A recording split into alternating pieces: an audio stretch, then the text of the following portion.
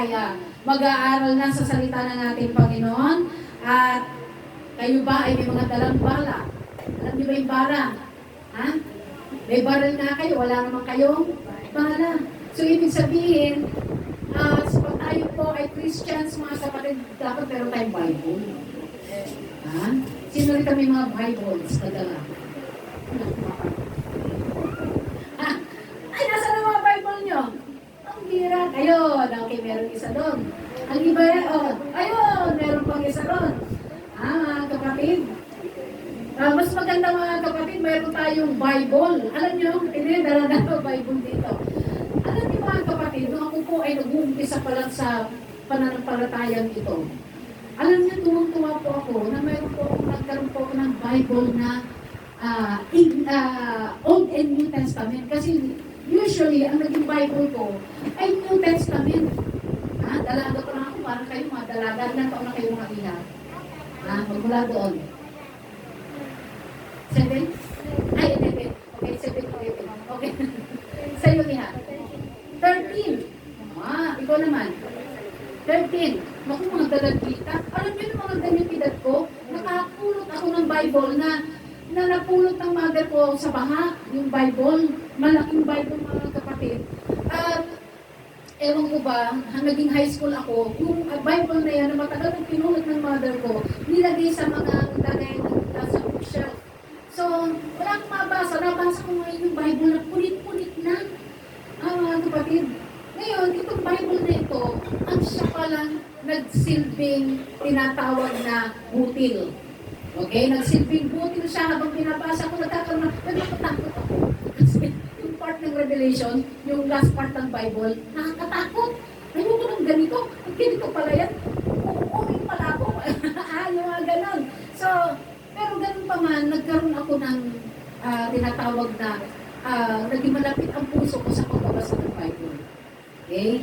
At hindi ko akalain na ako ay para alam niyo, batang-bata pa ako nakikinig ako ng mga salita ng Diyos sa radyo.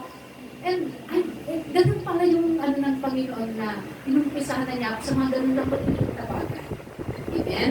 So, purihin ng Diyos, nawa mga kapatid, lahat tayo make sure mayroon tayong Bible. At ang Bible ko mga kapatid, ako po ay mga bago-bago pa lang, way back 1996, ang Bible ko lagi kong katabi. Pag matutulog ako, katabi ko lagi yung Bible ko. At tuwa ako, babasahin ko yung Bible ko kasi masarap magbasa ng salita ng Diyos.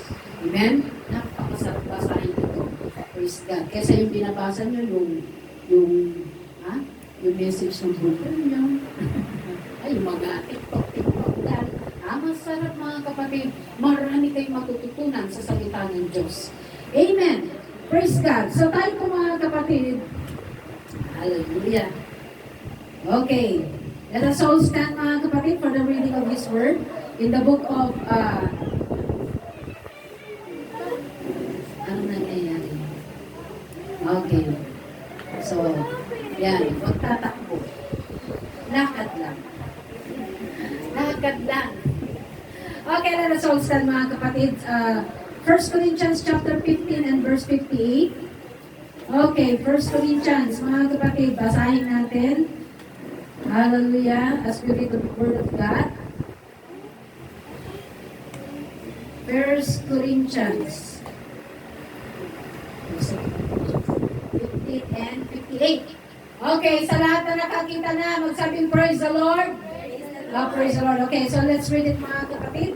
Ang sabi niya rito, 1 Corinthians chapter 15 and verse 58, sabi niya, kaya nga mga kapatid kong minamahal, kayo'y magsitatag, huwag makilos, na laging sumasagana sa gawa ng Panginoon. Yamang nalalaman ninyo na hindi walang kabuluhan ang inyong gawa sa Panginoon. Amen. So let us pray. Lord, maraming salamat sa mga salita mo na nagbibigay kalakasan sa amin at papatibay naman mga pananampalataya. At patuloy mo, Diyos, na kami po ay gawin mo, Lord Jesus, na maging researcher, Panginoon, ng iyong mga salita. Upang sa ganun hindi kami madaya ng kaaway dahil ang iyong maya mong salita ang siya nagbibigay sa aming Panginoon ng pag-asa. Kaya Lord, sa mga oras na ito, basbasan mong bawat isa, bawat mga bisita, na makikinig ng iyong mga salita, O God, hallelujah, na hindi sila uuwi, Panginoon, na wala silang tinanggap mula sa iyo. Pagpalain mo sila, O Diyos, hallelujah. At maging, Panginoon, sa fellowship nito, na ma-enjoy namin, O God. Maraming salamat, Ama. Itong aming dalangin, Panginoon, at maging yung anointing, O Lord Jesus, ay ibuhos mo sa iyong lingkod, at maging, Panginoon, hallelujah, ang rima ng iyong mga salita, O God. I can do nothing without you, Lord, but through you, Lord, I can do all things. In Jesus' name, we ask all these things. Everybody say amen. Praise God. You may be seated, mga kapatid. Makaupo na po kayo.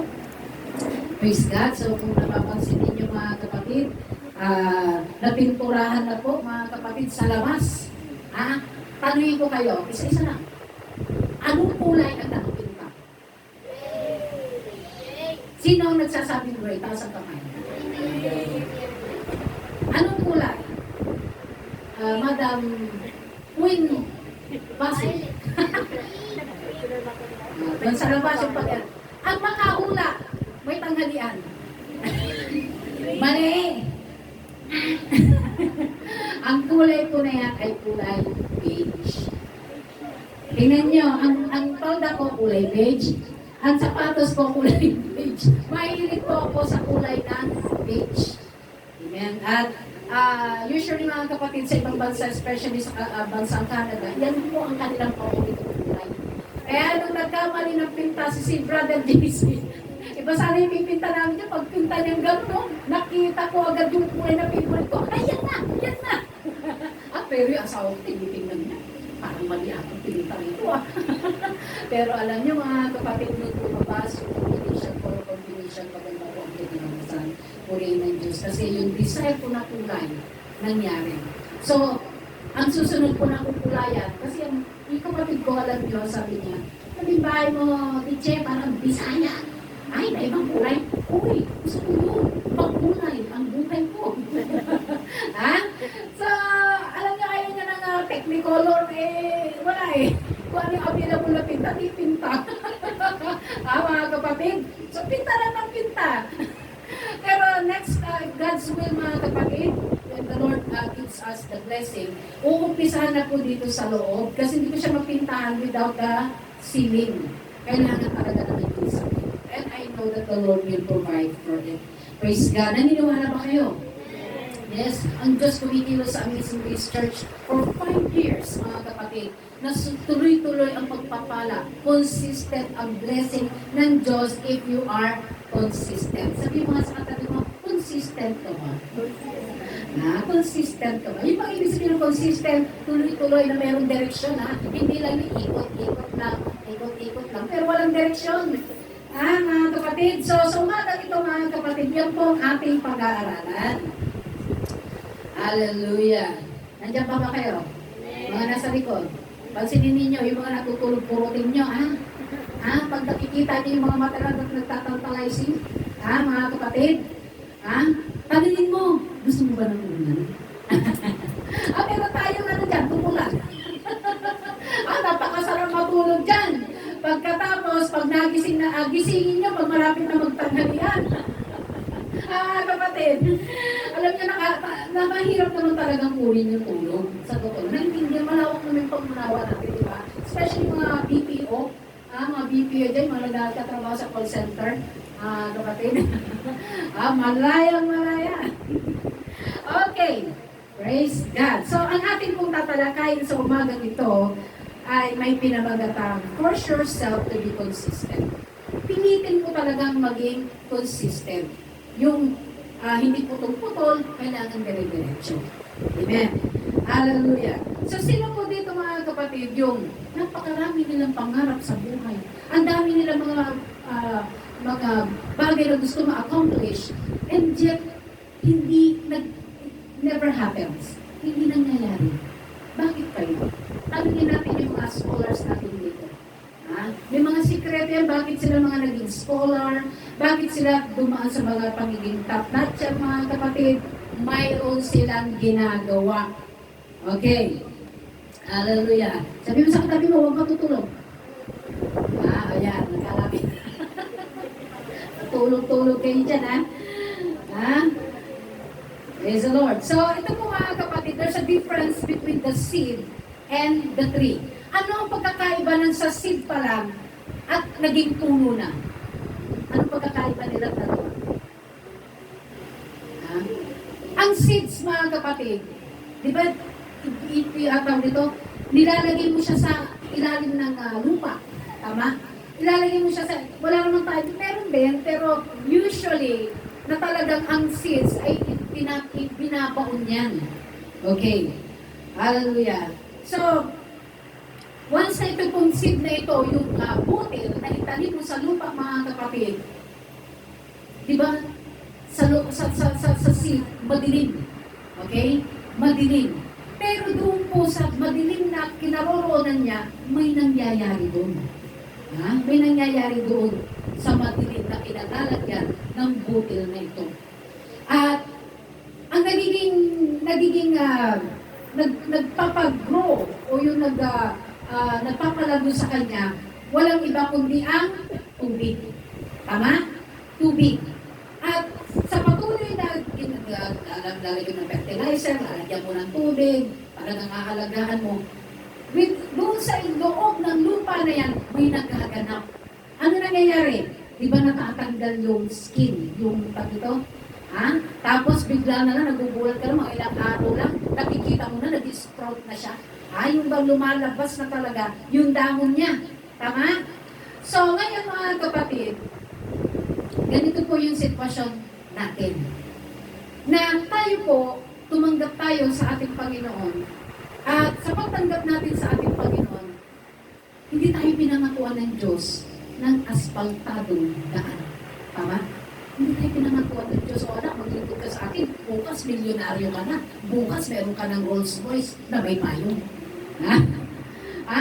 Hindi tayo pinangakuan ng ganun ng ating Panginoon.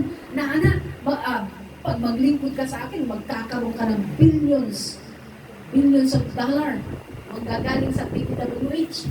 Si Sabihin Mario, si engineer. Ha? Nasaan siya? Nagtago. Ayaw, nagtatago. Ha? So, alam niyo mga kapatid, ang sabi ng Panginoon sa atin, take up your cross and follow me. Sumunod ka sa akin. So, ito po yung sitwasyon natin mga kapatid. Hallelujah. Na ang sinasabi ng Diyos, sumunod ka. Sumunod ka. Hindi sinabi ng Diyos na sumunod ka ay bibigyan ka namin ng blessing. Yes, given na yung mga kapatid pagkakalooban tayo ng Panginoon. Pero ang gusto at hinahanap ng ating Panginoon that you are keep on denying yourself. Amen. You need to deny yourself. Ano ba yung sabihin ng deny? Mahirap yung deny, mga kapatid. Mahirap yung sitwasyon, mga kapatid, na as a believer, ay marami kang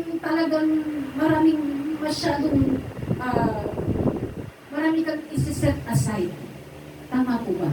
Marami tayong sa isang tabi. Hindi kagaya nung wala pa tayo sa ating Panginoon. Ha? Hindi nga tayo nananalangin. Ha? Ngayon, we are forcing ourselves when we believe, when we accept Jesus Christ as our Lord and personal Savior, mga kapatid, tayo po may pinupush natin ang sarili natin to become like Him. Hello? Ang gusto ng ating Panginoon, mga kapatid, maging kagaya na, tayo po ay magaya natin si Lord. Ibig sabihin, not in the sense of power, mga kapatid, but when it comes to our attitude and character. Amen. Kasi marami po, mga kapatid, sa sitwasyon po, mga kapatid, na tayo po ay minumold ng ating Panginoon. Inaayos tayo ng ating Diyos. Nung tayo po ay tumanggap sa ating Panginoon, marami tayong mga mali, marami tayong mga mistakes, marami tayong mga kapatid na ginawa na hindi naka-align sa salita ng ating Panginoon. Tama po ba? Hindi tayo naka-align. Puro tayo bako-bako ang pero. Ha? Bakit, mga kapatid? Kasi wala yung salita ng Diyos sa atin. Hindi tayo nagbabasa.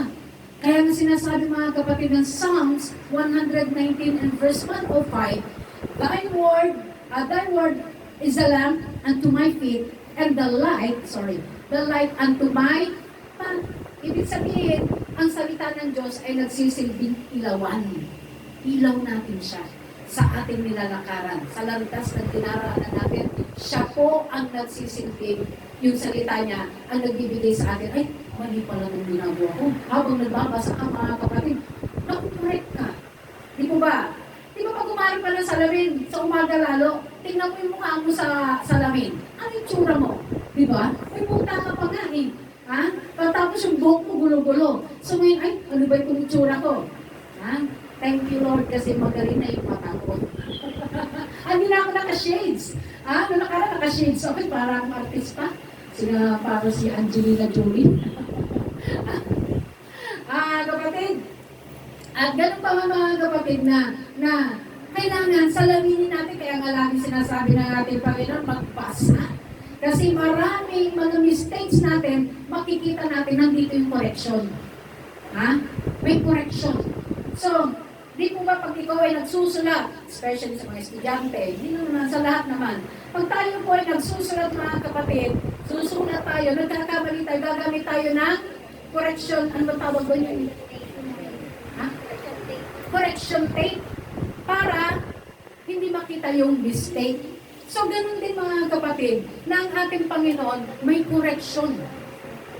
So, kung tayo po'y nagkakamali, especially, para tayo hinihilang tulad sa isang, let's say, bawa, yung kagaya ng mga binibili natin mga appliances, bago ka gumamit ng appliances, bago namin binuksan ang rep, ng rep, binasa ko yung manual niya, baka mamaya mali-mali yung ginawa namin dyan, nasira.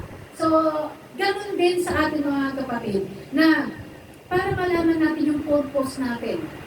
Okay? Para malaman natin ano bang layunin ng Diyos sa buhay natin. Dito muna tayo. Dito natin maintindihan at malalaman yung plano ni Lord. Ano ba kayo? So, sa ating mga kapatid, ay dalawang klase po mga kapatid, yung pa merong pagkakaiba, merong tinatawag na destiny fulfilled at destiny wasted. Ito pong destiny fulfilled, ito yung talagang nagsikap ka, talagang, kumbaga sa mga estudyante na nag-aaral, talagang sila po ay nagsusunod ng kilay para ma-fulfill nila yung kanilang pangarap na maging top notcher. Gusto nilang maging talagang, kumbaga talagang maging isang civil engineer, kagaya ni Sister Belaine. Talagang mga kapatid, hindi basta-basta. Kailangan meron kang gagawin, kailangan consistent ka. Okay, so sabi niya rito, Galatians chapter 6 and verse 9, let us not grow weary in well-doing, for in due season we shall reap if we faint not. So magdo tayo, sabi ng Biblia, na huwag tayo manghihinawang bukuha ng mabuti. Dahil may tamang panahon mga kapatid, aani tayo kung hindi tayo matulog tayo. Kasi minsan ba, di ba pag ganbaw nakikita mo na, bakit ganun, tulong na nga ako ng tulong, pero parang ako yata yung nawawalan. Hindi mga kapatid, mayroon kong tinatawag na universal law. Yung universal law, ito po yung pandaigdigan ng batas, na kung ano yung tinanim mo, di ba? Nagtanim ka ng mangga, ang ani mo, santol, hindi. Di ba? Pag nagtanim ka ng mangga, mangga pa rin. Kaya kung ano talaga yung eksaktong itinanim mo, yun din ang aanin mo. So, ang ano lang mga kapatid, huwag tayo magsasawa sa paggawa ng mabuti. Amen. Praise God. Hallelujah. So, there's a time, a proper time mga kapatid. You are commanded to keep on sowing.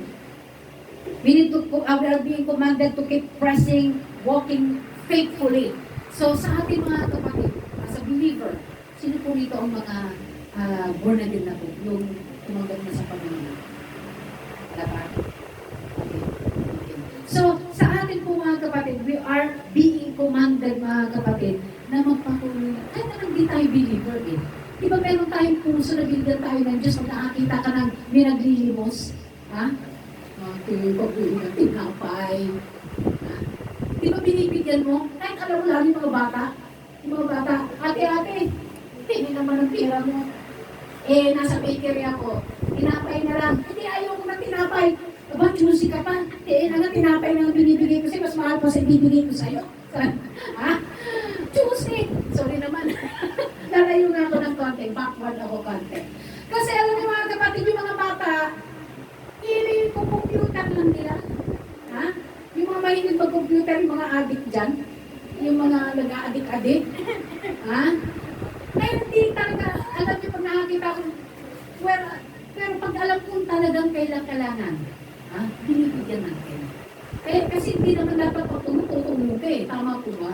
Hindi naman lagi nga kailangan parunong ka rin. Isay ko mo rin kung talaga bang mga kapatid. Ha? Yung, halimbawa, pinabihan ka, discern mo. Discern mo. Ay, kaya pala ganito si brother. O, kaya pala si sister, masyadong, lagi niya akong sinasabi, ang ganda-ganda mo sister. Ang ganda-ganda, pogi-pogi mo brother. Doon parang may big-big, may bala. Kapatid. So we need to always, mga kapatid, na we are on the topic, mga kapatid, of consistency, mga kapatid. Hallelujah. So we need to walk faithfully as a Christian, mga kapatid. Hindi po tayo, as a believer, hindi tayo yung Kristiyanong sakang, sabi niya. Alam niyo yung sakang? Sino nakakalat ng sakang? Ano ba yan sa Pangasinan? Pakang. Pakang. Ayun. Ay, bakit mga kapatid, ang isa nasa sanlibutan, ang isang paa nandito sa, nasa Panginoon. Ayun ang Diyos ng Kristiyanong sakang. Mga kapatid, ang gusto ng ating Panginoon, praise God, consistent tayo, may mga binili ng ating Panginoon, mga kapatid. Praise God. And as you keep on doing it, mga kapatid, may reward si Lord.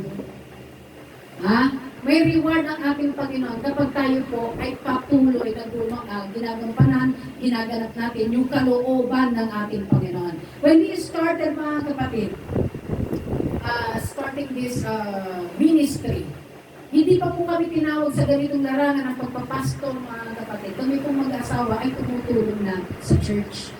Basta meron, basta kaya, talagang all out kami, mga kapatid. So, yung konting, yung nakikita ng Diyos sa amin, mayroon kaming ganung puso na hindi, it doesn't matter kung malaki ba o maliit, basta kaya. So, hindi namin nakalain, mga kapatid, na tatawagin kami sa ganitong larangan, during pandemic. So, doon na nag-start, mga kapatid, na talagang in-unlock, talagang binuksan na ng Panginoon yung ganitong ministry. But then, mga kapatid, hindi ganun kadali yung aming pinagdaanan. Hindi yung agad na talagang, mga kapatid, talagang, alam niyo, parang dumadaan sa butas sa karayong, iiyak, iyak na sa presensya ng Diyos. Iyak ka ng iyak. Lord, parang alam mo yung kung pwede lang. Lord, pwede ba mag-quit? Hindi ka na makapag-quit, mga kapatid. Bakit? Kasi siya yung tumawag. Pag tinawag ka ng Diyos, mga kapatid, ihanda mo yung sarili. Ano ba yung sabi? Do or die. Never retreat, no surrender, no retreat, mga kapatid. Kailangan tuloy-tuloy. Naglingkod kami, mga kapatid, nakakaunti lang yung aming tinutukuan, yung talagang itatest ng Diyos, yung patience mo. Grabe, mga kapatid. Hindi basta-basta. Yung bang talagang dumarating ka sa point na minsan talagang ang kaaway kagawa ng paraan para hindi ka na magpatuloy na magpasto. Kaya, mga kapatid, pag ikaw ay tinawag sa ganitong larangan, ay buo dapat ito. Na talagang pagaganahin mo yung pananampalataya na meron sa'yo. Na hindi mo nakikita yung mga nasa unahan mo, pero pinagkakatiwala mo ang Diyos na nakahawak lang sa'yo. Amen? He is faithfully leading you. So nakikita namin, mga kapatid, talagang nandiyan ang Diyos, and He is surprising us in every small and big ways, mga kapatid. Nagugulat na lang kami. Bakit? Kasi pinagkatiwalaan namin yung tumawag sa amin. Hindi kami ginutom ng Diyos. Wala, ang aming ginagawa ng mag-asawa ay sa ministry. Kita niyo naman, mga kapatid, nag-umpisa ang pandemic, nagluluto kami. That was March 16, and I remember na talagang merienda lang muna, ngayon talagang lunch na. So, nakita namin yung mga provision, yung provision ng Panginoon, grabe mga kapatid. May nag-provide na mga kapatid ng bigas buwan-buwan. So, hindi na, it turns to be, na-unload kami mga kapatid ng burden. So, ang ibig sabihin nito mga kapatid, huwag kang titigil. Huwag kang titigil sa paglilingkod sa Panginoon. You need to be very consistent if you want to see the result. Yung resulta mga kapatid na hindi mo makakalimutan. Dahil ang Diyos pag kumilos, kakaiba. Amen po ba? Palakpagan muna natin ating Panginoon. Hallelujah. So, you will never see immediate result. Hindi mo talaga agad makikita yung resulta. Pero as you keep on trusting God, binibigay mo sa Panginoon, ikaw nang bahala sa araw nito, araw, talagang ginagawa mo faithful mga kapatid na nag-pray ka. Hello, sino po rito ang consistent na nananalangin? Yung ibig ko sabihin mga kapatid ng consistent prayer, ito po yung talagang naglaan ng oras. Hindi yung, pag-gising mo sa umaga, Lord, thank you Jesus, maraming salamat, amen. Yung madali ang pikasi.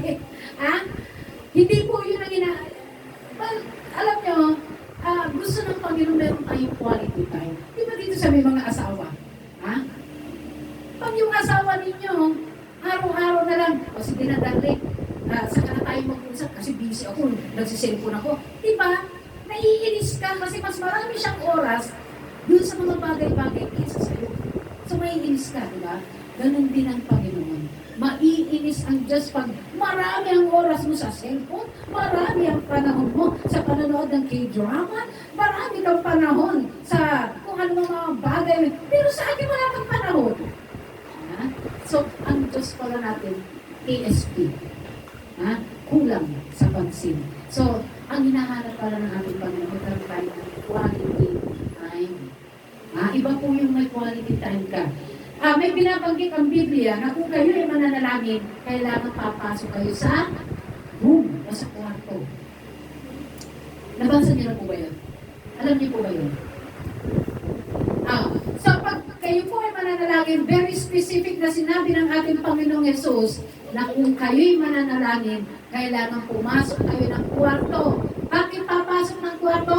Ang sabi ng Panginoon, kapag isara mo ang pinto, manalangin ka sa akin at ikaw ay tatanggap ng reward of the day. Ibig sabihin, madalas kang pagpapangain ni Lord. So, there's a specific thing na pinaggagawa ng ating Panginoon. And I did that, mga kapatid. Ginawa ko yun. Hindi agad balot, manalangin ako ngayon, nandiyan yung refrigerator, hindi gano'n, mga kapatid. Yung nanalangin ako, nandiyan agad yung sasakyan, hindi gano'n, mga kapatid. Ang hinahanap ng Diyos ay consistency. Yung may pagpapala ka, wala kang pagpapala, pareho ka pa rin. Hindi nagbagong schedule mo, nag-set ka ng time, Lord, kailangan ko, Panginoon, alas 4 na nasa presence mo na ako. Hindi po pwedeng lalabas ako ng pinto na hindi mo nakita. Hindi ko yung nauna na aking nakausap. Ganun po yung hinahanap ng Diyos. Siya yung top priority. Amen? Hindi yung cellphone mo, tika muna, baka walang message na yung download ko. Hindi. Ang gusto ng Panginoon, pag sinabing top, siya talaga. Walang iba na dapat na mauna, kundi siya. Ano sabi ng Matthew 6:33? But seek ye first the kingdom. Seek ye first. First, hindi second, hindi third, hindi fourth. First talaga. So, seek ye first the kingdom of God and His righteousness. And all these things shall be added. Ano yung iaad ng Panginoon? Nandiyan na yung paglalaka, nandiyan yung kapayapaan, nandiyan yung blessing. May that's Lord. Amen? Pero, we need to learn to wait. Kasi ang Diyos, meron siyang tinatawag na divine calendar. Hello? Ang ating Panginoon, mga kapatid, meron siyang tinatawag na divine calendar. Hindi yung pinag-pray mo na, makikita mo agad ang resulta. Alam niyo po mga kapatid, isa sa napakahirap na sitwasyon. Sino nakakakilala kay Noah? Si Noah yung kinain ng balyena. Mali si Pastor. Si Noah, mga kapatid, siya lang naman yung inatasan ng Diyos na sinabi ng Panginoon, Noah, bugunawin ko na ang mundong ito. Pero bago mo gunawin, gumawa ka muna ng malaking arka. At yung arka na yan, nagagawin mo, alam niyo kung ilang years na tapos? Ha? Ilang years na tapos yung nakakalam? Ha? Wala nakakalam. Ha? Ilakas nyo. 200 years? 100 years, mga kapatid, na ginawa yung ark. Imagine, mga kapatid, 100 years. At sa panahon po ni Noah, mga kapatid, wala pong ulan, di usong ulan noon, mga kapatid. Anong puso? Kabog. Ha? Yung fog. Yung nakita ni Brother John, na sabi niya, nung nagpunta kami sa family camp, lupunan sa langit na tayo. Kasi nakita niya, mga kapatid, na siyempre nasa pinakataas tayo ng bundok, mga kapatid, nakita ni Brother John, sabi niya na sa langit. Pero yun po ay fog, mga kapatid. Ha? Ulap, mga kapatid. At ang mga halaman noon ay dinidiligan sa pamamagitan ng fog. Hindi po usong ulan ng mga panahon ni Noah. Ang mga tao hindi nila alam po yung ulan. So mga kapatid, imagine mga kapatid, nagtatrabaho si Noah, gumagawa ng arka at the same time, ano ginagawa niya? Nangangaral siya at pinangangaralan yung mga tao. Magsisi na kayo na inyong mga kasalanan sapagkat gugunawin na ng Diyos ang bundok ito sa pamamagitan ng tubig. Mayroon din mga naniwala sa pangangaral ni Noah. Pero dahil napakatagal, inabot na ng 100 years, yung mga kapitbahay na hindi na naniniwala. Parang ngayon, rapture, mga kapatid, halos wala na naniniwala. Lagi nga sinasabi yan, sa Biblia nga, sinasabi nga na darating ang Panginoon, darating ang Panginoon. Hanggang hindi pa dumating. Ganun din sa mga ninawa, mga kapatid, na palaging sinasabi ni Noah, magsisi na kayo ng inyong mga kasalanan sapagkat darating ang Panginoon, gugunawin niya ang mundong ito sa pamamagitan ng tubig. Pero ngayon, anong sinasabi? Gugunawin ng Diyos ang mundong ito sa pamamagitan ng apoy. Kasi, siyempre pag yung may solusyon marami nang ginawang mga tao, mga invent nila na mga submarine na hindi sila malulunod kasi may pero ngayon sa apoy na ang gagamitin ng Diyos. Okay. So, si Noah, mga kapatid, marami siyang narinig ng mga mockery o yung mga mockery, pinagsasalitaan siya ng hindi maganda. Hoy Noah, bakit nagtayo ka na nga? Naggagawa ka ng arka, doon pa naman sa tuktok ng bundok. Imagine, di ba tayo paggagawa tayo ng bangka, dito tayo sa lupa, hindi sa bundok. Ganun ang ginawa. Nasa bundok po ang arka na kanyang ginagawa. So, yung mga tao, mga kapatid na pinapangaralan niya, tignan mo yan si Noah, nababaliw na yan, gumagawa ng arka. Di pa naman yung sinasabi niya, pinapangaral niya na magkakaroon ng wala naman. So, nawalan na sila ng nawalan na sila ng gana, kaantay sa sinasabi na yan. Ilan na naligtas, mga kapatid? Pamilya lang din ni Noah ang naligtas. Okay? So sa tagal, mga kapatid, pero ito po yung sinasabi ng Genesis chapter 22 and verse 6. Sa panahon na yan po ay ginagawa itong ark na ito, mga kapatid, si Noah, mga kapatid, ay hindi nawalan ng yung bang talagang buo yung loob niya, yung pag-asa na ang Diyos ililigtas sila dahil mismong Diyos ang nakipag-usap sa Kanya. So, ito po, mga kapatid, ay hindi siya napagod, talagang patuloy pa rin, nangangaral, gagawin yung arka, pagkatapos mangangaral ulit, tapos gagawin niya ulit yung arka, mga kapatid. Praise God. So ngayon, dumating yung tamang panahon na ibinuhos ng Diyos yung ulan. Sino po rito nakakalam na istorya na yan? Taas na po ang kamay. Ay, mga tatlo natin dyan. Nabasa niyo ba yan? Ay, hindi niya nabasa. Sige, basta attend lang kayo dito. Meron tayong mga Bible stories. So, ito po, mga kapatid, dumating na ngayon yung tamang panahon. Ang sabi ng Panginoon, kumuha ka ng mga hayop. Paris. Sa dalawang Paris, sa Paris ng dab, Paris ng kabayo, crocodile. Mahirap yung trabaho dito. Ipapasok na lahat, Paris. Bakit? To preserve para ma-preserve yung mga hayop. Kasi, siyempre, pag ginunaw sa pamagitan ng tubig, mamamatay sila lahat. So, ang ginawa ng Panginoon, kumuha ka ng lahat ng pares ng mga hayop. Ha? Buti na lang yung mga hayop na kinig. Yung mga taong di nakinig. Ha? Sila'y naligtas yung mga hayop. Yung mga tao, mga kapatid, nung dumating na yung time, sabi ng Panginoon, isarap na ang pinto. Kaya ito na mga kapatid, bumuhos na.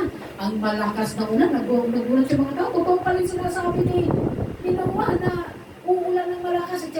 Inabot ng 40 days and 40 nights na umulat mga kapatid at tumaas ang tubig.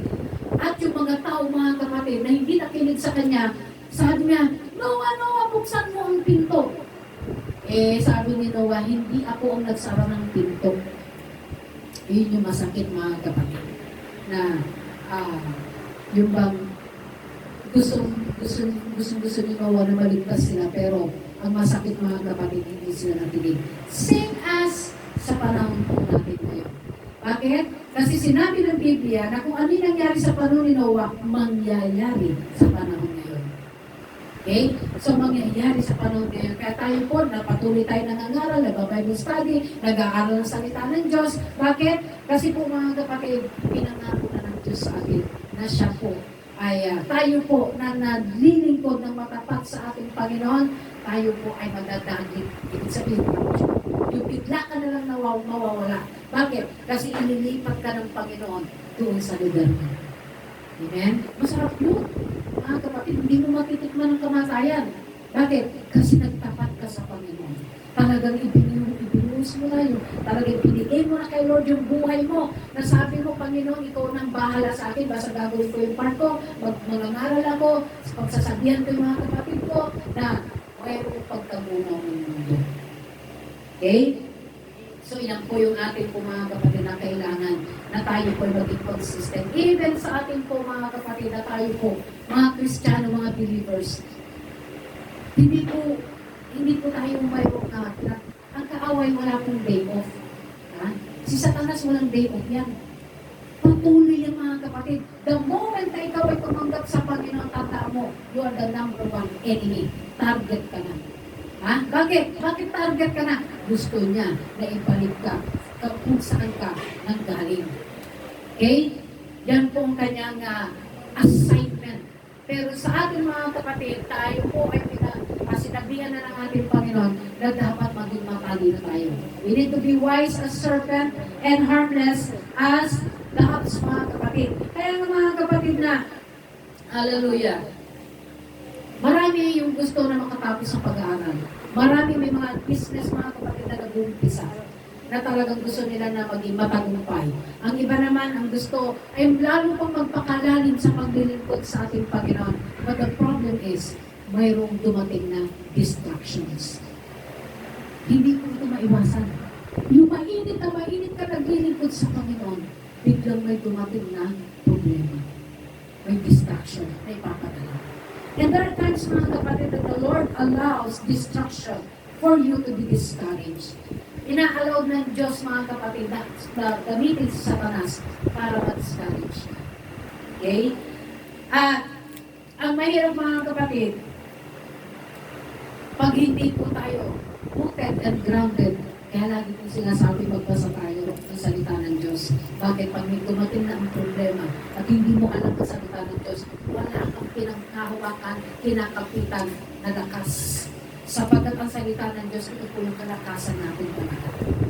May dumating na problema, mga kapatid, puro pangako ng Diyos ang nasa isip mo. Hindi ka nawawala ng pag-asa. Na minsan dumating sa buhay natin, mga kapatid, na yung bang sa sitwasyon na naglilingkod ka, matapat ka naglilingkod sa Panginoon, and dyan grabe yung pagsubok. Yung level ng faith mo ay ganun din yung level ng pagsubok mo. So, ang gagawin ko rito, mga kapatid, walang iba kundi pagkatiwalaan talaga ang Diyos. Ang iisipin mo, Lord, may purpose ka. Bakit ang narito? Kasi maraming mga bagay na dumarating, mga kapatid, na hindi natin inaasahan.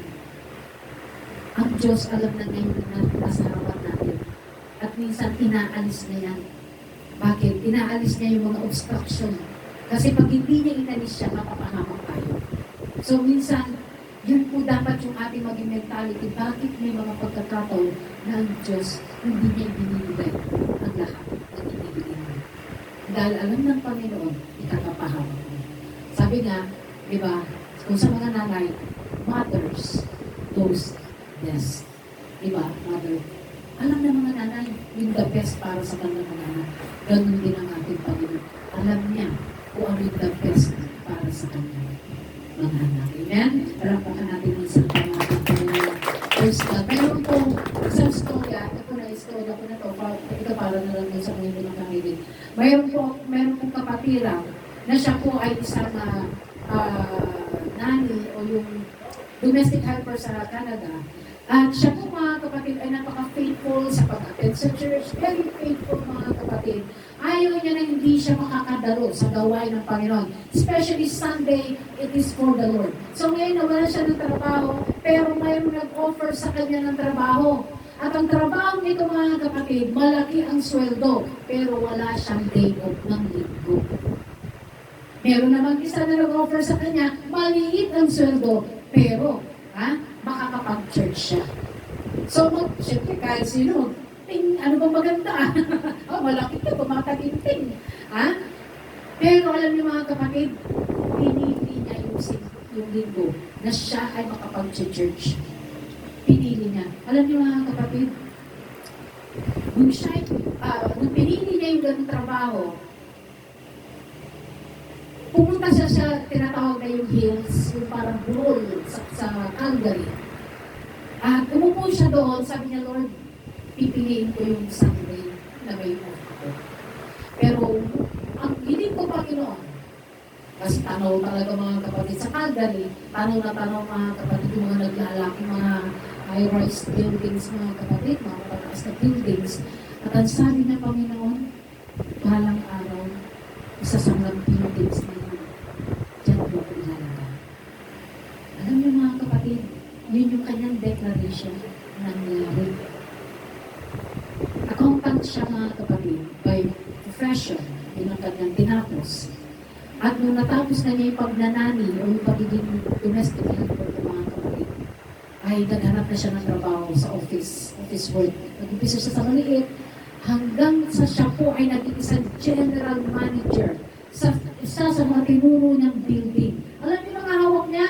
Multinational na mga tao. May puti, mayroong negro, mayroong mga Chinese, etc. Hawak niya. Imagine kasama ko siya sa bahay. Nag-testimony siya sa akin. Sabi niya, piliin mo ang maging matapat sa Diyos. Dahil hindi ka ipapahiya ng Panginoon. Hello? Hindi ka ipapahiya ng Diyos. Basta consistent ka, nilalaban mo, you know what is the truth. Nilalaban ka ng Panginoon. And that is so true mga kapatid. Hanggang sa ngayon, hindi ka ipapahiya ng Diyos. Amen. So maraming mga situations mga kapatid na pinipili yung malaking sweldo kapalit ng linggo. Pero alam mo mga kapatid, maraming mga kapatiran sa Canada ang kanilang mindset, mas the best nila ang Sunday. Bakit? Kasi nagkakaroon sila ng kapahingahan. Nare-refresh yung kanilang mga kaisipan. At nandun yung talagang fullness of joy kapag nandun ka sa presensya ng Panginoon. Amen po ba? Masarap mga kapatid ang lagi ka nasa presensya ng Diyos. Bakit? Sabi ng Bible mga kapatid, in His presence, there is fullness of joy. And in His right hand are pleasures forevermore. Ano ibig sabihin ito mga kapatid? Parehong ibibigay sa iyo ng Diyos. Sa tuwing hinahanap mo ang Diyos, pinagiginahawa ka niya. Pagiginghawain ka ng Panginoon kapag ang priority mo ay siya. Hello? Hindi pa ba kayo? Parang nakasimangot na ata. Parang di na ata kayo nang wala. Totoo po ito mga kapatid. Pinagiginhawa ng Diyos yung mga taong naghahanap sa Kanya. Yung ang priority nila, si Lord, mga kapatid. Pinadaan na kami ni Lord. Ang bigas namin, hindi na namin binibili. Ha? Hindi na rin kami nahihirapan mga kapatid sa pagsundo-sundo sa mga kapatiran. Hindi na gaya na, tricycle mga kapatid. Pagpabilis, tapos ang ano yung pulo ba? Talaga na. Kapatid, talaga. Tapos pag umulan, pipili ng tricycle, tarapal, ilagay. Alam niyo, napakabuti ng Diyos, mga kapatid. And every time na nasa likod ako ng tricycle before, ako pinananalangin sa Panginoon, not complaining, but I know that someday, Lord, in your perfect time, darating para sa akin. Kaya huwag kayong maiinggit kung hindi pa dumarating yung blessing niyo. Huwag kayong maiinggit kasi ang Diyos ay ang hinahanap ng Diyos, mga kapatid, yung consistency mo. Yun yung itetest ng Diyos sa iyong puso, mga kapatid, na kung bibigyan kita kaya na sige, diyan ka muna mag-umpisa. Ha? Tricycle o kaya single lang muna. Itetest ng Diyos yung puso mo. Amen? So, God has a divine calendar kung kailan niya ibibigay yung talagang blessing mo. At hindi lang yun, mga kapatid, kailangan consistent ka. Yung ngayon pinagpala ka tapos hindi ka na nanalangin the whole week, ay hindi pwedeng ganun kay Lord. Ha? May blessing mo wala, dapat nasa presence ka niya. Ha? Yung iisip mo, teka muna, meron pa akong divine meeting kay Lord. Ha? Mga ganun, mga kapatid. Yun ang hinahanap ko. Bakit? As I read the Bible, mga kapatid, in the book of Chronicles, maraming mga hari, mga kapatid, they are wondering, nagtataka sila, bakit ang Israel laging ginigera? So nakita nila, na-found out nila, na mali pala yung kanila, they are disaligned. Hindi sila naka-align sa kalooban ng Diyos. Marami silang ginagawang palpak sa harapan ng ating Panginoon. So ang ginawa ng hari ito, hindi ko siya makalimutan si Haring Asa. Ha? Si Haring Asa ay umaasa kay Lord talaga. At itong hari na ito, mga kapatid, sabi niya, magkaroon tayo ng covenant potipan na wala tayong ibang hahanapin, wala tayong ibang sasambahin, kundi ang Diyos lang ng Israel. At inilabas nila yung kanilang mga bagay na hindi karapat-dapat sa harapan ng Diyos, mga kapatid. At sila po, mga kapatid, ay nag-umpisa na hanapin ang Diyos. Anong sabi ni King Asa sa 2 Chronicles, mga kapatid? Ang hindi hahanap sa Diyos ay papatayin. Imagine, ang decree, papatayin. So, siyempre matatakot sila. No choice. Kailangan nilang manalangin. Pero hindi naman dahil sa takot lang, pero dapat nilang gawin yan. Bakit? Kasi lagi na silang ginigira itong bansang Israel. So, ang ginawa nila, nagkaroon sila ng commitment, nagkaroon sila lagi ng prayer meeting. Laging may panalangin, mga kapatid, hinahanap nilang Diyos, day and night, day and night. So, nung nakita ng Diyos na sinunod nila, mga kapatid, yung nagkaroon ng tinatawag na alignment. Alam niyo kung ano nangyari? Ulitin ko ulit, 35 years na walang giyera sa Israel. Hello? 35 years. Kung kayo, mga kapatid, meron kayong pinagdadaanan. Ha? Kung itong bansang Israel, 35 years, mga kapatid, na hindi nakaranas ng giyera. Kung ikaw ay nakaranas ng tinatawag na problema, finances, o kaya meron kang karamdaman, subukan mo lumapit sa Diyos. Amen? Mararanasan mo yung mga bagay, mga kapatid, na kagalakan, satisfaction, mga kapatid, pagkagaanin ng Diyos ang buhay mo. Imagine, gusto niyo ba yung gano'n na buhay? Yung pagaan, lahat mga kapatid, may problema. Hindi naman ibig sabihin wala tayong problema. Pero, ito yung lagi ko sinasabi, may problema that you can smile at this time. Ha? Nakakiti ka lang kasi, ha? Tinan over mo na sa Panginoon eh. Binigay mo na sa Kanya, mga kapatid, yung mga bagay na wala kang kontrol. Tama po ba? Yung mga bagay na wala tayong kontrol, bigay natin na sa ating Panginoon. Siya yung lutas ang magre-resolve ng mga problema mo. Amen. Rapat pa minsan pa sa ating Panginoon. Okay. So our responsibility, mga kapatid, as a Christian, amen? Habang mga kapatid tayo po ay nag-aantay, naantay mo yung blessing, inaantay mo yung kasagutan ng iyong mga panalangin. All you need to do is to keep on believing. Keep on believing, keep on trusting, keep on moving and obeying, mga kapatid. Kailangan natin yan. Di ba ang nalaman? Pag hindi mo titiligan. Ha? Huwag mong diligan sa araw, kaya sa linggo. Ha? Ano tsura niyan? Di ba magdadry? Makukulang pa yan, mga kapatid. Ganun din sa atin. If you want yung buhay, mga kapatid, na talagang nandyan na ang mga kapayapaan, make the Lord the center of everything, mga kapatid. Sa pamilya, amen, sa trabaho. Kasi kapag ang center mo, pera agad, kung tinanggal ng Diyos yung trabaho, iyak ka. Tama? Pero pag ang sentro mo ay ang Panginoon, kahit yung trabaho mawala, naniniwala ka, si Lord magpuprovide ulit. Tama po ba? Minsan nagiging kahit nga sa mga minsan gusto natin magkaroon ng anak para yung anak natin, sila yung magsusustain ng ating mga pangangailangan. No, huwag po natin asahan ang ating mga anak, ang asahan natin si Lord. Kasi bakit? May mga pagkakataon na hindi mo alam kung ano yung plano ni Lord. Minsan, ating nagtira yung mga kapatid. Minsan yung magulang pang nagpapalibing sa anak. Ha? Alam niyo ibig sabihin? Kasi, alam niyo ito yung natin, kailangan sa Lord lang talaga yung pagtitiwala. Wala tayong ibang dapat nakakapitan, si Lord lang talaga. Kahit anong sitwasyon na mangyari, si Lord lang talaga. Remember, si Job, mga kapatid mayaman, etc. May mga anak. Kinuha ni Lord lahat, mga kapatid, yung mayroon sa kanya. Pero si Job kasi, masyadong malapit kay Lord. Alam niya yung nangyayari na idinadaan siya ng Diyos sa ganung sitwasyon. Because ang isang ginto, hindi mo malalamang ginto hanggat hindi mo siya idinadaan sa apoy. Amen? Amen po ba? Kasi pag ang isang ginto, nakita mo, kala mo ginto, ang sopa lang dinaan mo sa apoy. Ha? So ganun din ang pananampalataya natin.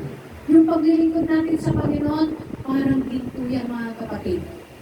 Saan nasusubok ang ginto? Sa apoy.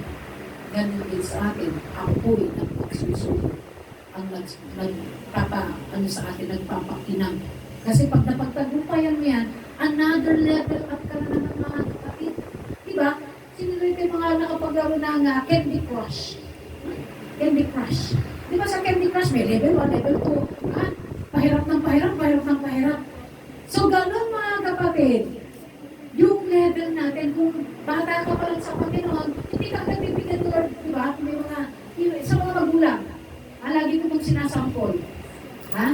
Yung 5 years old, pag ibibig mo, anak, magigib ka ng tubig. Dali mo itong 2 container ng mineral. Buhatin mo yan. Hindi niya kaya, mga kapatid, di ba? So, ang ibibigay mo, yung kaya lang ng bata na 5 years old. Alam niya yung bucket ng pintura, yung maliit lang. Yun lang yung kaya niya. Hindi niya kaya yung 2 mineral agad. Ha? Mamamatay siya ron. So, ganun ang ating Panginoon. Mo kung aangkihan. Kasi sinasabi mo, Lord, hindi ko na kaya ito pagsunod ko, Lord. Sabi niya, huwag mo kung aangkihan. Alam ko yung kaya mo. Ha? Kaya pag dumarating yung pagsubok, ibig sabihin, kaya mo. Okay? Kaya mo yan. Huwag isa siya, Lord, ayaw mo na. Kung gano'n ako naglingkod sa'yo, sa damak baka naging problema ko, naglingkod ako sa'yo. Hindi ba? Alam mo yung kaya mo. Amen. Walang pagsubok na hindi natin ginagawa. We are overcomers through our Lord Jesus Christ. Amen po ba? Nakakaya pa natin, mga kapatid, dahil kasama natin ang ating Panginoon na nagbibigay kalakasan palagi. Hallelujah. So, praise God. So, there's a difference, mga kapatid, when it comes to excitement and consistency. Ang excitement, kasi minsan, mga kapatid, nagagawa mo lang yung mga bagay kasi excited ka. Tama? Pero mga kapatid, ito po ay yung excitement, mga kapatid. Pag hindi mo alam, parang alam niyo yung nagbabagang yung pag nagdagaan ka ng iihaw.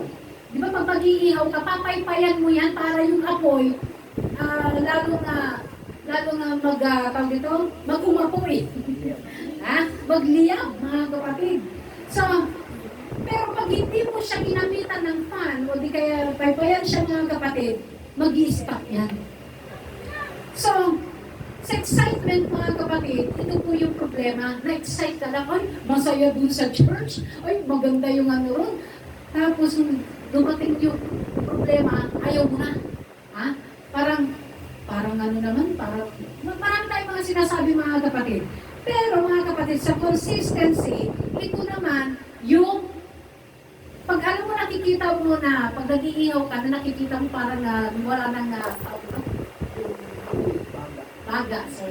baga.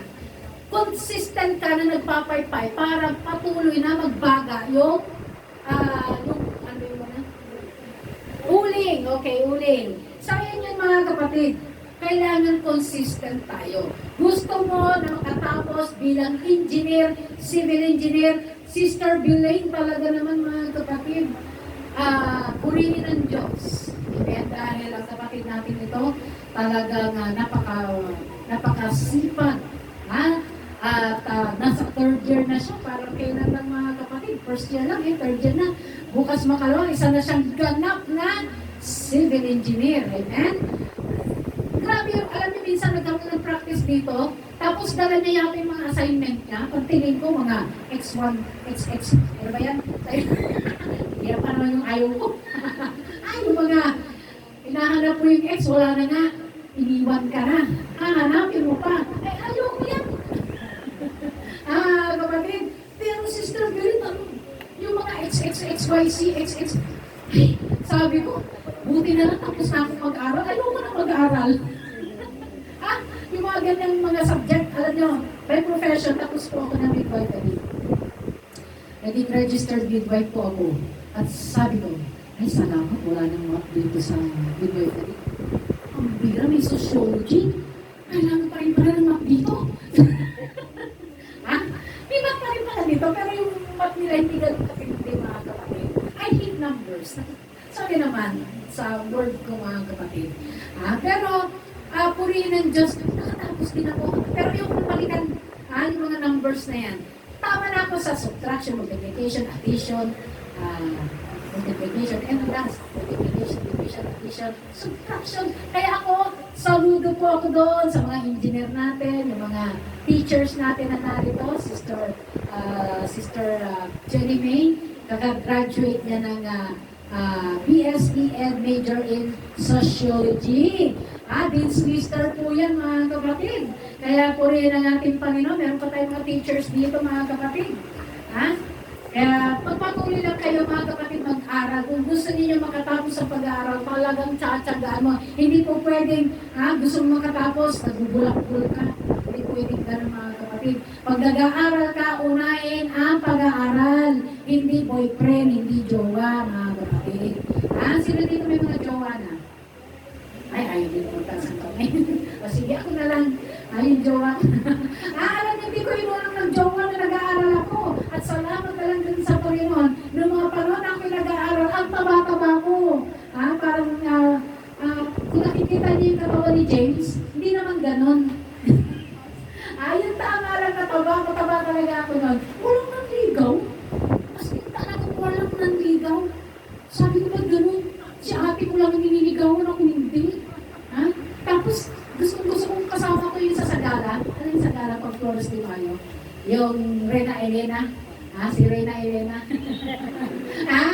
Gusto ko sana ma-experience. Hindi ko na-experience. Ako lang yung tagahawak ng ilaw. Tagahawak ako ng ilaw, mga kapatid. Sabi ko, pero gusto ko maging Reyna Elena. Wala talaga, mga kapatid. Tapos yung lahat ng mga class ko, nandigo lang sa atin ko. Ano gano'n? Bakit gano'n? Nagsumbong ako sa tatay ko na nasa Saudi pa nung tayo. Sabi ko, ama. Sabi ko, ba't gano'n si ate lang talaga ng class ko? Niligawan si ate. Hayaan mo anak, sabi ng tatay ko. Ihanapan kita. Ibibilhan kita dito sa Saudi. Ibibilhan kita dito sa Saudi. Kapatid, so ibig sabihin na isang dahilan para din yun na naging mataba ako. Para yung walang manligaw. Kasi pag siguro, mga kapatid, may purpose yun, baka kung ano ba ginawa kitang sexy, maaga kang nabuntis. Ha? Marami manigo sa'yo, gatyan, sagutin mo. Di ba? You never know. Hindi mo alam yung way ng Panginoon eh. So, nung ako po ay naging sexy, nung tapos na ako talaga nag-aral, doon lumabas ang mga manliligaw ko. Di ko na mapili kung sino pipiliin ko. Kapatid, talagang doon sila lumabas. Ay, ganun pala yun. Kaya salamat sa Panginoon mga kapatid. Hallelujah, na talagang all things work together for good. Amen. Lahat ng bagay ay nangyayari dahil may kaparaanan si Lord. Amen? So, doon ko nahanap sa ibang bansa pala yung aking better half. Doon ko siya nahanap. Praise God. Hallelujah. So, saan na ba tayo napunta yan? Praise God. Hallelujah. So, patuloy lang mga kapatid na tayo po ay maging consistent in everything. May nakakakita man o walang nakakakita sa ginagawa mo, nagpapatuloy ka. Amen? Yung nananalangin kayo bang hindi kapakitang tao na nananalangin kayo gusto mong pakita. Diba nasa Bible yun, na mayroong dalawang klase ng tao na nanalangin, yung isa nandun nakatayo, at yung isa naman talagang umiiyak sa reception ng Diyos. Talagang yung bang hindi bang Panginoon, ako isang makasalanan. So, ayaw ng Panginoon yung pakitang tao na tayo. Ang gusto ng Diyos, ginagawa mo kahit walang nakakakita sa iyo. Amen? Praise God, walang pumapalakpak sa iyo. You are not parang yung bang tinatawag na yung parang hindi tama pa yung ginagawa mo. You are not yet perfect. And yet, consistent ka na ginagawa mo kung ano yung tama. At magpaturo tayo mga kapatid. May mga correction. Amen? Yung mga correction na dapat talagang tanggapin natin. Kasi yan po yung tinatawag na makakatulong sa atin para maging, ano tayo? Maging better and best and excellent. Hindi magiging excellent agad kung hindi mo idadaan sa umpisa. Wow, excellent na. Okay, so, hallelujah. Hallelujah. So, consistency is waking up each other, mga kapatid. Each day, mga kapatid, ito, we need to choose to honor God in your thoughts, action, and your responsibilities, whether or not no one is applauding you. You are not controlled by emotion. So, consistent lang. Di ba pag halimbawa naggagawa ko ng isang bagay, kasi gumagawa ko ng cake, o yung mga banana cakes, yung pizza, sino na rito nakatikim ng pizza? Taas ang kamay ng mga nakatikim na ng pizza. Hindi po, yung ginawa ko yung ginawa kong pizza. Nung umpisa na gumawa ako ng pizza, mga kapatid, hindi po yung pizza talaga lang na talagang pizza ito na Italian, ang style, mga pizza na ginagawa ko. So, umpisa mga kapatid, ang daming palpak. Ang daming, ay grabe mga kapatid, ang asawa ko, mahilig sa pizza. Nung natikman niya yung pizza ko, ayaw na niya. Ayaw na niya mag-pizza. Nakikin yung pizza. Pero alam niyo mga kapatid, tinuturuan niya ako, dapat ganito, iyan mo yung ganito, etc. So, as the time passes by, na tuwing gumagawa ako, I remember those comments. So, nagiging maayos na yung pizza. Don't worry, makakatikim tayo niyan in God's perfect time.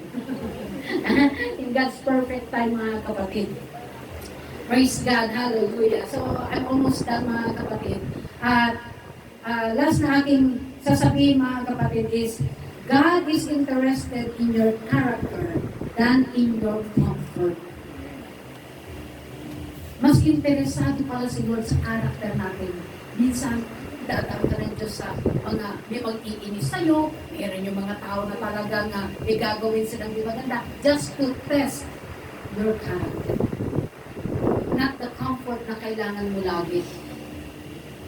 Amen? So, yung po yung gusto ng Panginoon, makita kung anong klase talaga tayo. Bila lang, yung makita niya, tayo ba ay Christ-like na. Amen? Kasi hindi talaga madali mga kapatid ang maging Christ-like. Talagang gagawin mo lahat. Yung bang, dito lumalabas yung tinatawag na fruit of the Spirit. When you have the Spirit of the living God, mga kapatid, ano yung 9 fruit of the Spirit?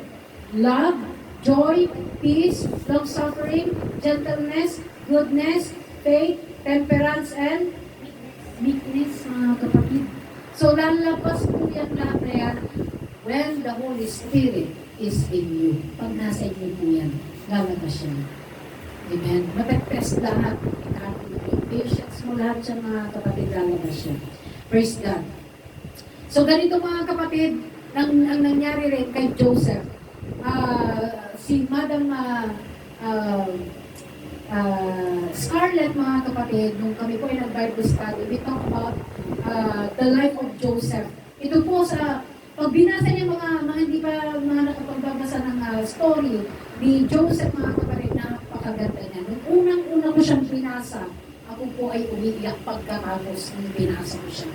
Kasi matindi yung kanyang pinagdaanan, and yet he is still the same consistent na tao na may nakakakita o wala, patuloy pa rin siya. Same as si Daniel, mga kapatid, may nakakakita sa kanya o wala, patuloy siyang nananalangin sa Diyos. Amen? Yung alam na niyang tatapon siya doon sa lion's den, ipapakain na siya doon sa leon, and yet si Daniel, mga kapatid, ay nananalangin. Consistent, mga kapatid. Si David, lastly, mga kapatid, si David, mga kapatid, he is a shepherd boy. Alam niyo yung shepherd boy, yung nagpapaskol ng mga tupa. Ganyan lang po siya, mga kapatid, nag-umpisa. Yan po yung training ng Diyos kay David na mag-attend ng tending of sheep, mag-alaga ng mga tupa. Pero hindi niya kalahin from shepherd boy, nag-level up din yung kanyang career. Naging hari siya ng Israel. So, huwag po kayo madidismaya, bakit ganito lang yung ganito lang natapos ko, etc. No, may purpose para si Lord. Bakit kayo dinadaan sa sitwasyon na yan? It's a training ground, mga kapatid. Ang training ground ang nararanasan natin, mga kapatid. Kung nakakaranas ka na medyo you're serving the Lord and there's things na nangyayari na hindi mo inaasahan, consider it, mga kapatid, as a training, mga kapatid. Kasi may purpose talaga si Lord. Huwag ka lang bibitaw. Amen? Kasi hindi pa siya tapos sa'yo. Hello? Huwag natin tapusin agad-agad. Ay, yung ka na maglipot ka lang mo. Hindi pa siya tapos. Hayaan mo na ang ating Panginoon ang siyang patuloy mag-sustain. Basta ang prayer na dito, mga kapatid, Lord, give me the strength to carry on. Give me the strength to carry on. Amen. So, shall we all stand, mga kapatid? Praise God. Hallelujah. Sa buhay po natin, mga kapatid, kung gustuin natin, mga kapatid, na maging maayos, pamilya natin, buhay natin, pagkikisama natin, praise God sa iba, gusto po natin, mga kapatid, na tayo po ay naroon, mga kapatid, ang kamay ng Diyos sa atin palagi, then we need to be consistent in everything that you do. Maging researcher tayo, mga kapatid, sa salita ng ating Panginoon. Huwag natin pababayaan ito. Tingnan niyo itong Biblia na ito, mga kapatid, talaga anong-ano na, mga kapatid. Dahil araw-araw kailangan natin ang salita ng Diyos. Araw-araw, mga kapatid, hindi po pwedeng hindi natin babasahin dahil ito po ang pagkain ng ating kaluluwa. Pag hindi po tayo nagbabasa ng salita ng Diyos, ang kaluluwa natin ay nangangayayang. Amen? Ang physical body natin, mataba, parang ganyan lang yan, mga kapatid. Tayo po, in a physical situation, kailangan natin kumain para lumakas. Amen? Ganun din, mga kapatid, kung gusto mong lumakas ang iyong spiritual life, mayroon kang gagawin. Ito po ay babasahin natin. Dahil sabi ng Biblia, man shall not live by bread alone, but by every word that proceeded from the mouth of God. So, kailangan natin, mga kapatid, consistent na magbasa palagi ng salita ng Diyos. Praise God, hallelujah. So, umaga ito, mga kapatid, anong area sa iyong buhay na nagiging inconsistent ka? Let's say, halimbawa, wala kang time manalangin. Wala kang time, mga kapatid, na magbasa ng salita ng Diyos. Then, this is the right time. God has been giving us so many chances, mga kapatid. Maraming chance nang ibinibigay ng ating Panginoon. Hallelujah. Na para po tayo ay lalo pang tumibay sa paglilingkod sa ating Panginoon. Remember, mayroong demonyo. The enemy is real. And what is the weapon na kailangan natin gamitin? If you don't have the weapon, mga kapatid, wala kang armas na panlaban sa kaaway, matatalo ka talaga. Kaya nga tayo po binibilinan tayo ng ating Panginoon. Basahin ang salita ng Diyos. Dahil ito po, mga kapatid, ang panlaban natin sa kaaway. When there's mga bagay na nangyari, mga kapatid, let's say, meron ka nararamdaman sa katawan mo, and you are quoting the scripture, mga kapatid, back up ng scripture, mga kapatid. Hallelujah. Dinidinig ng ating Panginoon sa langit ang iyong panalangin. Sabi ng Biblia, mga kapatid, "But my God shall supply all my needs according to His riches and glory." Every time na tinukot mo yung salita ng Diyos, sinasabi mo na nanalangin ka, "But you, O Lord my God, will supply all my needs." Kiniklaim mo na yun. Bakit? Salita ng Diyos. Ang salita ng Diyos, sinabi ng Panginoon, hindi babalik sa akin na walang nangyari. Yun ang sinabi ng Panginoon. Anong kailangan mo lang gawin yan? Mag-quote ka ng scripture. Mag-memorize ka. Para kung ano yung kiniling mo, gusto mo lang kagalingan ng physical mong katawan, meron kang salita ng Diyos. At ino-honor ng Diyos yung salita niya. Amen? Praise God. Hallelujah. Hallelujah. Hallelujah. Sa umagang ito, mga kapatid, ilapit natin ang ating mga sarili sa ating Panginoon. Sabihin natin, Lord, marami pala akong mga shortcomings. Marami pala akong pagkukulang, Panginoon. Na salamat dahil may mga salita ang Diyos para sa ating mga kapatid. May mga mensahe siya na gusto ng ating Panginoon maging rooted and grounded tayo sa salita niya. Dahil when you are not rooted and grounded sa salita ng ating Panginoon, madali tayong magitiso. Madali tayong babagsak. Madali tayong matalo ng kaaway, mga kapatid. Without the word of God, mga kapatid. That is why God is telling us, anak, magbasa ka ng salita. Kasi sa pagbabasa, kinakausap ka ng Diyos. At sa pananalangin mo, mga kapatid, praise God, hallelujah. It's a two-way, mga kapatid. You are praying, and when you read, mga kapatid, you are talking to God. You are talking to God through prayers. And when you are reading, God is talking to you. Amen? Kinakausap ka ng Diyos. It's a two-way. Akala mo hindi ka sinasagot ni Lord. May sagot siya. Hallelujah. Hallelujah. Hallelujah. Kaya sa umaga nito, mga kapatid, minsan pa na politiko, iayos po natin yung